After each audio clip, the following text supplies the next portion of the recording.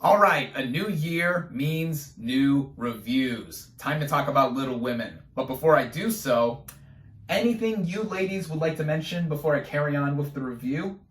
Yeah, why are we even here for your Little Women review? Well, seeing as all four of you are, Oh, what are you trying to say? Is it because we're little and we're women? All right, I get it. New year also means new habits. Time to ditch the bad puns, all right. What is up, everybody? Random Man here, and happy 2020. Happy New Year to you all. I hope that you all rang in the new year safely with all of your loved ones. I certainly did. And it's time for me to bring you my first movie review of the new year, but it is for a 2019 release, and it is for the 2019 film adaptation of Little Women.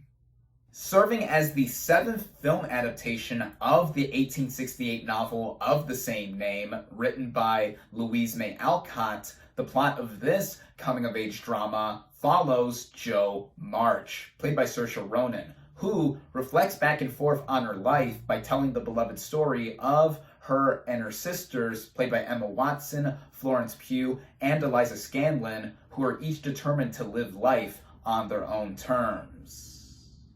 Going into this movie, I was very much looking forward to seeing it. Now, if you saw my previous video, which was me running down my favorite movies of 2019, then you would know that Little Women was the movie I name-dropped as an example of a film that I wished I saw during 2019 when it was still here, but I have since now seen the movie over a day and a half into 2020, and now I'm going to bring you my thoughts on it. Like I said, I was really looking forward to seeing this film, mainly for two big reasons. One, the ensemble cast assembled, and the writer/director at the helm behind the camera. This film is written and directed by Greta Gerwig, whose directorial debut, Lady Bird, was not just one of my favorite movies of 2017, but straight up, since we are now in a new decade, one of my favorite coming-of-age films from the past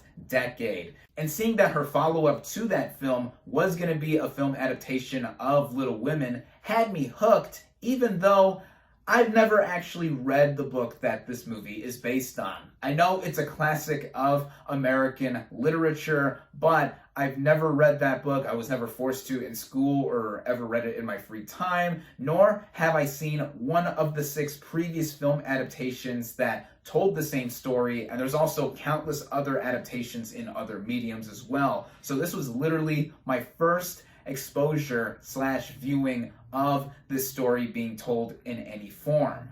Starting out with the cast and their performances, we have Saoirse Ronan as Jo March, who for all intents and purposes is the lead actress of this film. Now, I love Saoirse Ronan. Whether it was in Gerwig's previous film Lady Bird, for which she got an Oscar nomination and a Golden Globe win for, or in just about anything else I've seen her in, she's pretty much one of my favorite actresses working in Hollywood today, especially after rising up from being a precocious young child star to now being a full-fledged adult and taking on different kinds of roles. This role in particular is right up Ronan's wheelhouse, and I think that she is excellent here. There's a lot of tenacity that Ronan brings into playing the role of Jo, as her character wants to be a writer, and that is one of the very distinct personalities that are across all 4 of the sisters in this film, which Ronan parlays so eloquently in this film. And as always, she is up to snuff, whether it is performing herself or in connection with the other players here, which brings me to the rest of the main women that play the other title, Little Women.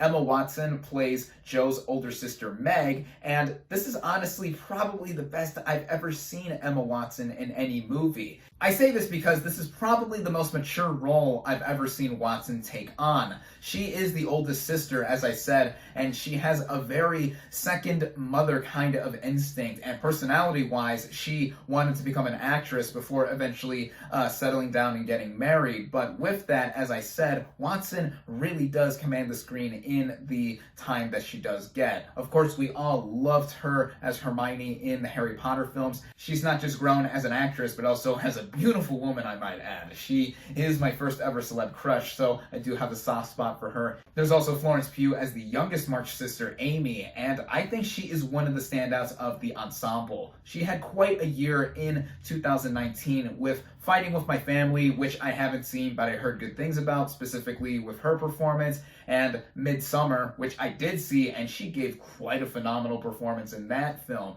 And here in Little Women, with the supporting role that she has a lot with her. Her character specifically wants to be an artist, and there is a bit of a young naivete associated with how her character comes across, but I think Pugh, with her charisma on screen, natural charisma I might add, she's superb. And then there's also Eliza Scanlon as the second youngest March sister, Beth, who has a knack for playing the piano. And she has the least amount to do if we're talking about how much screen time all four women do have. And she does very, very, very well for what she has to do in what we do see of her. And with all four of these leads together, their chemistry is off the charts amazing. And with the rest of the supporting players here, there are quite a few big names that do show up in this film as well. There's Timothée Chalamet as Laurie, the very wealthy neighbor who takes a liking to a couple of the sisters throughout, though I'm not going to give away what happens with all of that. There's Laura Dern as the March sisters' mother, Marmee, as she is called. Meryl Streep plays the Little Women's Aunt Marge. Chris Cooper plays the grandfather to Chalamet's character. Bob Odenkirk does eventually show up as the patriarch of the March family. And Tracy Letts, I have to give him a shout out as well, as the head of a publishing company that Joe submits some of her stories to, and he has limited screen time as well. But everyone, no matter how much they have to do in this film, this is truly an ensemble piece, and they are all outstanding in their own right.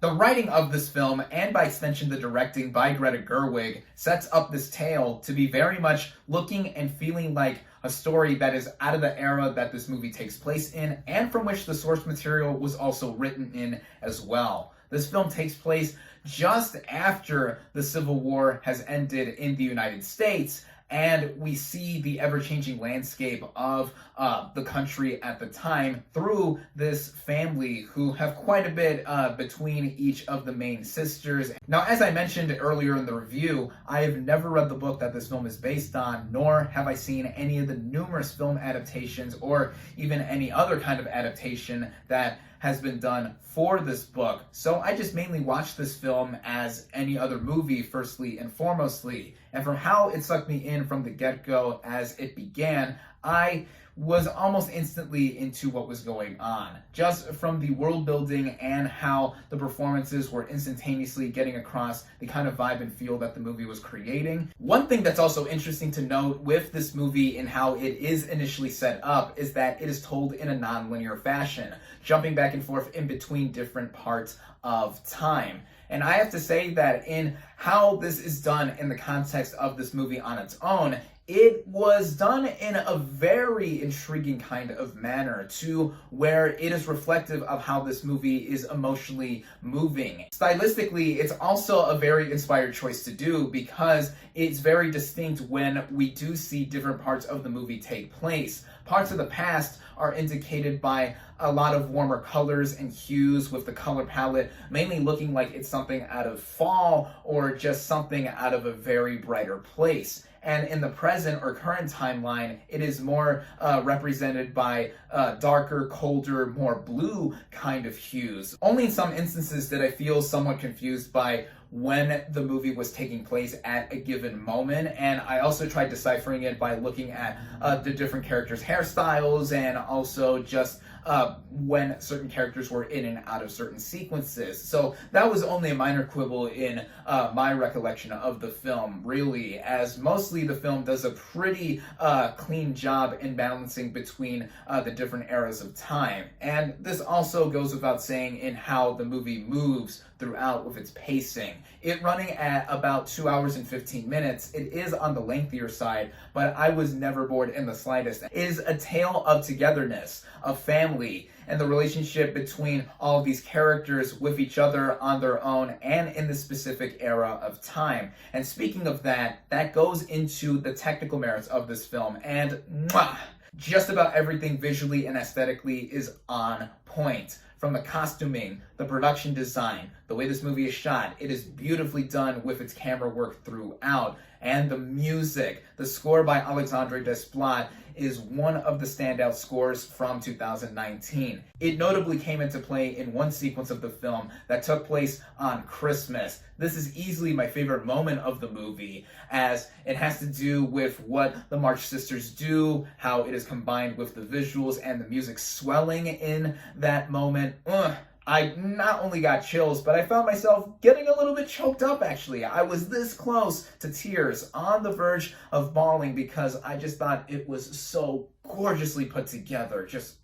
That is a perfect sequence. And this all also goes back to the filmmaker at the helm here, Greta Gerwig, as she sprinkles a lot of whimsy across this story that does feel very modern despite taking place in the late 1860s, which also connects into how I feel just about anyone who watches this film will get something out of it. Aside from my minor quibble on this movie's non-linearity, I cannot think of anything to complain about with this film. I actually cannot think of anyone aggressively disliking it for any major reason or another, as I think it is simply wonderful. I think Little Women is a wonderful film. I was so charmed by this movie throughout, more than I initially expected to be, and I loved just about everything about it. Had I waited to make my favorites of 2019 list until after seeing this film, this certainly would have made the cut. And now that we are in the midst of awards season, I'm surprised that this film hasn't been getting more attention than it already has. Like, this didn't get a SAG nomination for its ensemble cast, and the Golden Globes are this Sunday, and it's only received 2 nominations there, one for Saoirse Ronan and one for Alexandre Desplat's original score. However, it did receive 9 Critics' Choice Award nominations, which is the 3rd most for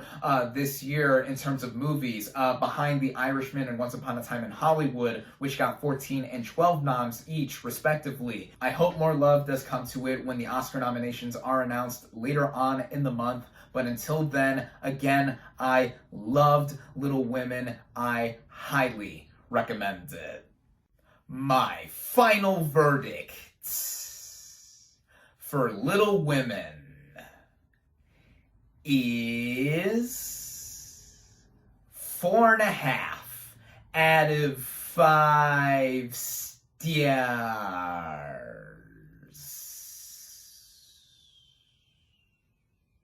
Thank you all, as always, for watching. Be sure to like this video, comment on what you thought of Little Women. Social media links in the description. Subscribe to my channel for more, and I'll catch you on the next movie review.